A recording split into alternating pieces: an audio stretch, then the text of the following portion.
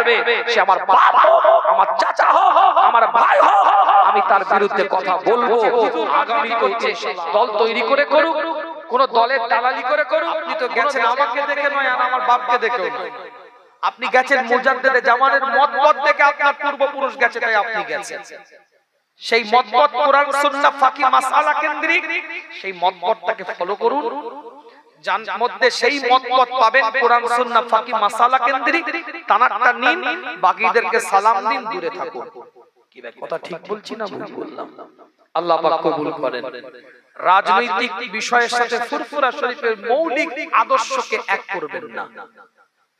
যদি কোনো পীরজাদা, যদি কোনো পীর সাহেব রাজনীতি করে, এটা তার গণতান্ত্রিক অধিকার, সাংবিধানিক অধিকার। যে কেউ ভারতীয় নাগরিক রাজনীতি করতে পারে, এটা তার স্বতন্ত্র ঐচ্ছিক ইচ্ছা, স্বতন্ত্র একক চিন্তাধারা। কিন্তু ফুরফুরা শরীফের সাথে রাজনীতিকে জড়াবেন না। ফুরফুরা শরীফ একটা আইডিওলজি, ধর্মীয় প্রতিষ্ঠান। আমার কথা কিছু বুঝতে পারছেন? আমি পীরজাদা রাজনীতি করলে এটা আমার ব্যক্তিগত চিন্তাধারায় করছি, এটা আমার নাগরিক হিসাবে আমার অধিকার, সাংবিধানিক অধিকার, আমি করছি আমার মতো। কিন্তু ফুরফুরা শরীফকে কালার লাইনে আনলে, ফুরফুরা শরীফকে রং দিতে গেলে আমার কিন্তু বিরোধিতা থাকবে। কথাটা বোঝাতে পারছি না? বোঝাতে পারি? কেন পীরপুরা শরীফের চারটে পীরজাদা যদি চারটে দল করে, তাহলে দাদা হুজুরের মত কি চার রকম নাকি? আমার কথা কিছু বুঝতে পারছেন? তাহলে মত চালে চারজনই তো বলছে দাদা হুজুরের আওলাদ। তাহলে দাদা হুজুরের আওলাদের ইসলাম দেখে আপনি রাজনীতি নেবেন, না আপনার চিন্তাধারা অনুযায়ী আপনি রাজনীতি করবেন? সেটা আপনার ব্যাপার। কোন রাজনীতির দল করবেন, কি করবেন, কাকে করবেন, কাকে নেবেন, কাকে বাদ দিবেন, সেটা আপনার ব্যক্তিগত বিষয়। যে পীর সাহেব, যে পীরজাদা, যে হুজুর রাজনীতি করছে, দল তৈরি করে করুক, কোন দলের দালালি করে করুক, কোন দলের মধ্যে ইনভলভ হয়ে করুক, এটা তার স্বতন্ত্র ঐচ্ছিক বিষয়। এর সাথে সিলসিলায়ে ফুরফুরা শরীফের মত, পথ, উসুল, নীতির সাথে কোনো সম্পর্ক নাই। কথা ঠিক বলছি না? বিভিন্ন জন বিভিন্ন রকম কমেন্ট করতে পারে। বাবু ভেবে চিন্তে কমেন্ট করবে। আমি যে কথাটা বলছি আমার কাছে দলিল আছে বলে আমি কথা বলছি। আমি 1974 সালের ইস্তেহার আপনাকে দেখিয়ে দেব। 1973 সালের ইস্তেহার আপনাকে দেখিয়ে দেব।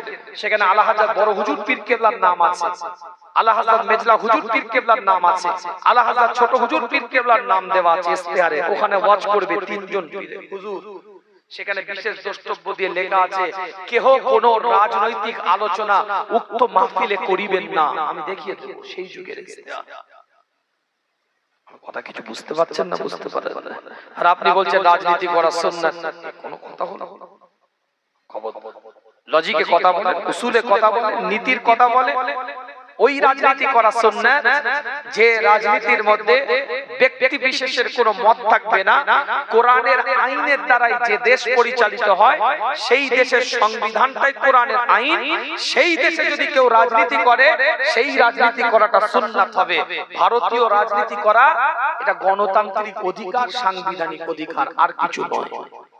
আর কেন রাজনীতি করা সুন্নাত নয়, ইবাদত নয়, ভারতীয় রাজনীতি, এর উপরে 17টা পয়েন্টের উপর আমার আলোচনা আছে। কথাটা কিছু বুঝতে পারছেন? সব জায়গায় তো সব কথা বলা যায় না, শুধু একটা কথা বলবো। ভারতীয় রাজনীতি করতে গেলে 35% আপনাকে মহিলা সংরক্ষিত মেনে নিতে হবে। তার মানে মহিলা নেতৃত্ব আপনাকে মানতে হবে। ইসলাম কোন মহিলা নেতৃত্বকে অগ্রাধিকার দেয় না। যখনই মহিলা নেতৃত্ব আপনি মানবেন, তখনই আপনি সুন্নতের বাইরে চলে যাবেন। আমার কথাটা বুঝতে পারছেন না? বুঝতে পারেন? ভারতীয় রাজনীতি করতে গেলে কোন একটা ধর্মের মানুষ আপনাকে ভোট দিবে না, সব ধর্মের মানুষ আপনাকে ভোট দিয়ে জনপ্রতিনিধি করবে।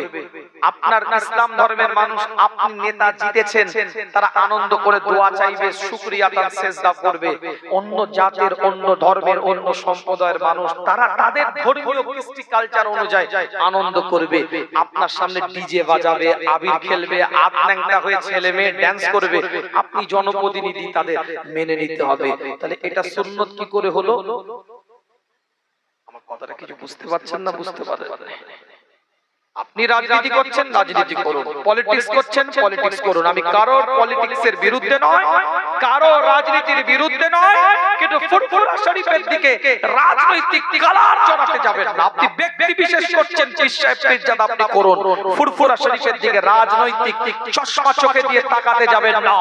ফুরফুরা শরীফের দিকে তরিকাতের চশমা চোখে দিয়ে তাকান, তাসাউফের চশমা চোখে দিয়ে তাকান, ইলমে বাতিনের চশমা চোখে দিয়ে তাকান, মুরাকাবার চশমা চোখে দিয়ে তাকান, মুশাহিদাত চশমা চোখে দিয়ে তাকান, তাসকিয়া নফসের চশমা চোখে দিয়ে তাকান, নবীর তরিকাতে সুন্নাতের চশমা চোখে দিয়ে তাকান।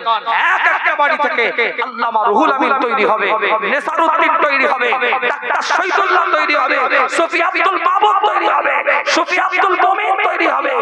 এক একটা বাড়ি থেকে আজও আল্লাহর ওলি তৈরি হয়ে যাবে যদি ফুরফুরা শরীফের দিকে তরিকাতের শরীয়তের মারিফাতের হাকিকাতের চশমা চোখে দিয়ে তাকাতে পারে। কি কথা ঠিক বলছি না? দুঃখ লাগে কথাটা বলে দিলাম, দাঁড় করিয়ে কষ্ট দিলাম আপনাদের।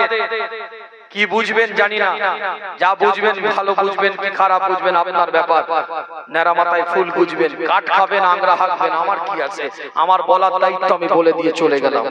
ফুরফুরা শরীফে আগে কলব ঠিক করতে যেত, আজকে গিয়ে পঞ্চায়েতের প্রধান ঠিক করছো, আমি প্রতিবাদ করব না মনে করছো নাকি? এক ফোঁটা শরীরে রক্ত থাকতে প্রতিবাদ তৈরি হবে কেন?